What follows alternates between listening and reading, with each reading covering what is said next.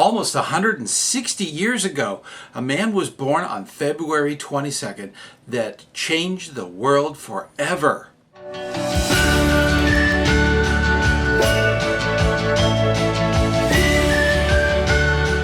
Hey, ScouterStan, want to talk about Baden Powell. Baden Powell's lifetime was amazing and very influential on scouting, obviously. It is important as adult leaders that we understand where it all came from. Why are we here? That is a critical thing about Baden Powell in his life. Now, honestly, the history of Baden Powell is voluminous, okay? And there's a lot of data that I could cover over many, many episodes. But that is not the point. The point is to understand where he came from. We are celebrating his 163rd birthday coming up. And it's obviously he's not around. He's in heaven. But on February 22nd, 1857, his mother, Henrietta, gave birth to Robert Stephenson Smyth Baden-Powell at home. And that was a very common thing in the Victorian time. There might have been a midwife or something like that. But he was born at home, raised at home, and sent off to school within the British school system.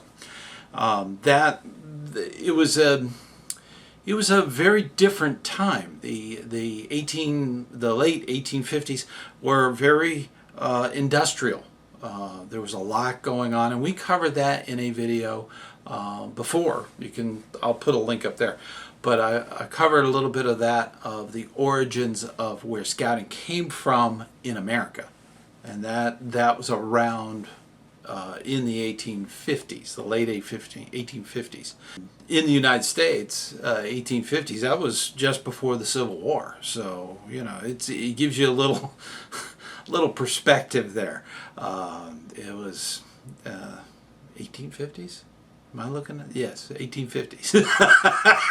Got me there. Okay, but as far as when he was growing up, at a very early age, at the age of 8 years old, he actually was writing.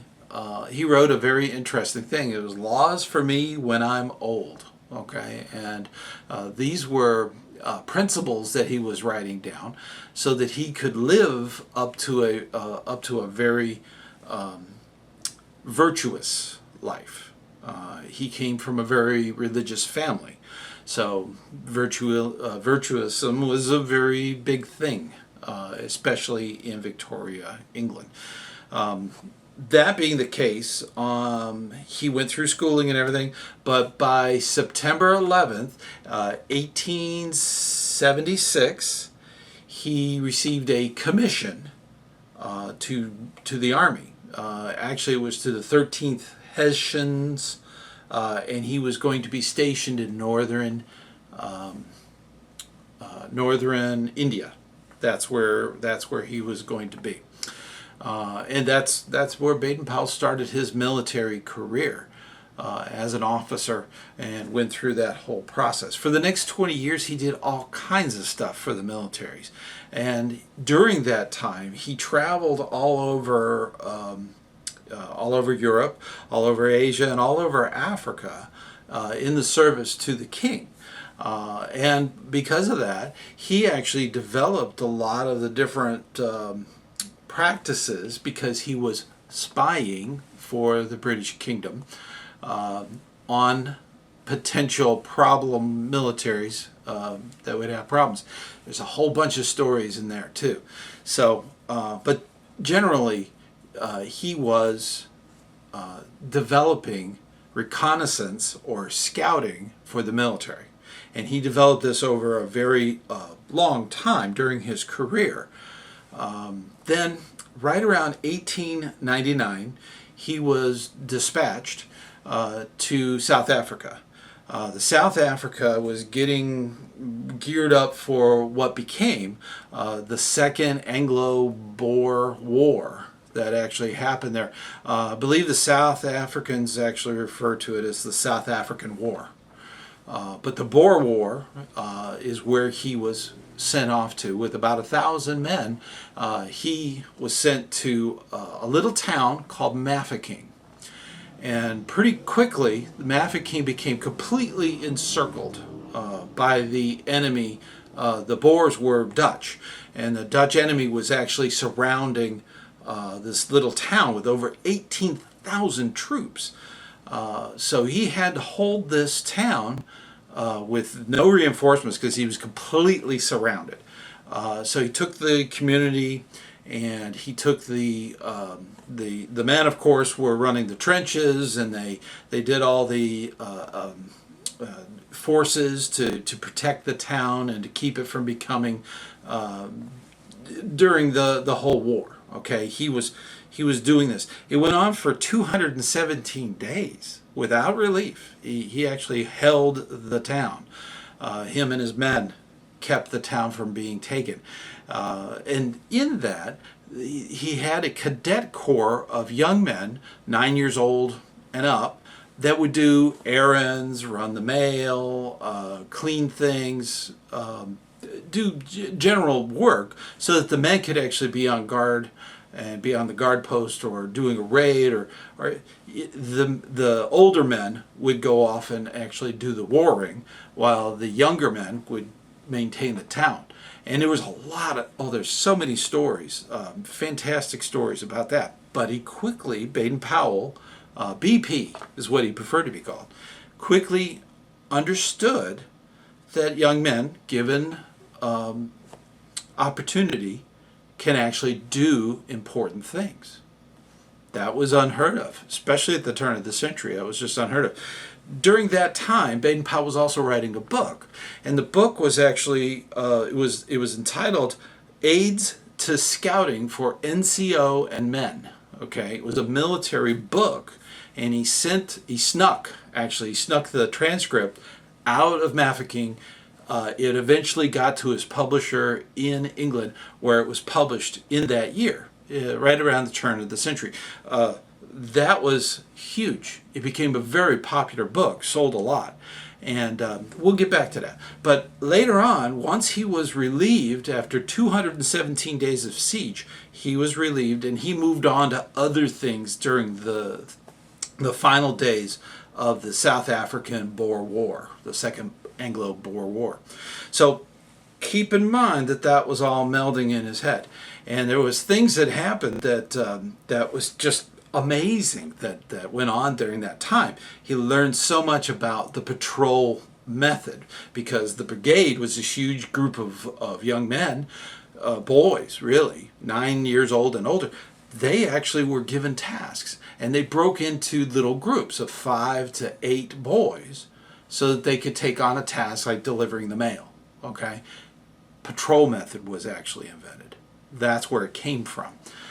So during all this time, the patrol system came along, and it was enlightening for Baden Powell. Baden Powell quickly became a hero back in England, because there was a lot of losses during the war, and this was a great hero story, and Baden Powell became a major hero to the British people. Holding a town against all odds, overwhelming numbers, and holding it for so long without any relief. That was a major heroic thing that actually occurred. Plus, he had a book out that was getting more and more popular. When Baden Powell finally returned back home, he was absolutely shocked that there were Boy Brigades actually formed from his little red book of scouting for NCOs and men. That was huge. He did not know that was going on. This snowballed into a movement, and he couldn't. He just wanted proof. So he developed with some friends. He actually some military friends and acquaintances that actually gave him an area where he could run an experiment.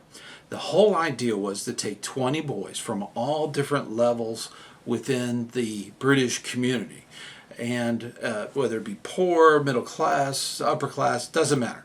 They would take these 20 boys to an area for a week, and in that, they would break them into patrols and do what we call summer camp. Do all kinds of activities, team building, and stuff like that. He wanted to see what the dynamics was of that. Would it work?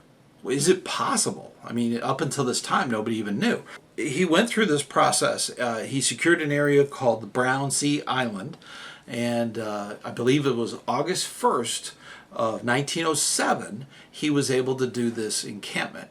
It was a tremendous success. He had the 4 patrols, 5 kids in each patrol, and then he had 8 helpers, including himself, 8 adult leaders that actually ran all the activities and stuff. And it became a huge success. Okay, and this inspired Baden-Powell to come up with more stuff in regards to the scouting scheme, as he called it. And keep in mind, this is turn of the century kind of terminology. Scheme is a plan. Okay, that's what we say in the United States. A scheme has no nefarious connotation to it at that time. Today it might, but keep that in mind. Baden-Powell actually called it the scheme, and he ran lectures about his crusade of the scouting scheme. During that time, his publisher wanted him to write a book for scouts that were already in youth brigades in England, so that they could actually form it into scouting as we know. This came together. He actually developed a booklet form. It was actually it was called Scouting for Boys, and it was sent out through the publisher. I think there was 6 issues, and it was every 4 or 5 days they would come out with a new issue, and it was 6 issues. It was 2 pence a copy, and that was very popular. It became huge, and they actually took the 6-volume set and created a book out of that. So that's how it all really formulated scouting within Britain. During this time, we talked about William Boyce, link up here. We talked about him and how he could, how he was bringing that over to the U.S., the whole idea. And it was growing leaps and bounds. It was just going nuts, okay? So that's kind of how scouting all occurred. Now, I'm going to skip the next 50 minutes of dialogue because I'm running long tonight, or today, or whatever it is. So I just wanted you to know that these are some of the things that kind of started the whole thing off. The headquarters was established in London. Baden-Powell's friend, Gilwell Park. You've had all these different things that went on. I highly encourage you to look into it. It is inspiring what he was able to accomplish.